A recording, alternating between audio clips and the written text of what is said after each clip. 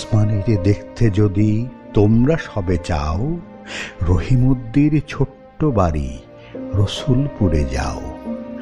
বাড়ি তো নয়, পাখির বাসা, ভেন্না পাতার ছানি, একটুখানি বৃষ্টি হলেই গড়িয়ে পড়ে পানি। একটুখানি হাওয়া দিলেই ঘর নড়বড় করে, তারই থলে আসমানিরা থাকে বছর ভরে।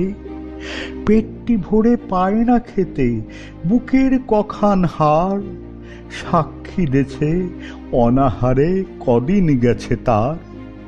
মিষ্টি তাহার মুখটি হতে হাসির প্রদীপ রাশি, থাপড়েতে নিবিয়ে গেছে দারুণ অভাব আসি।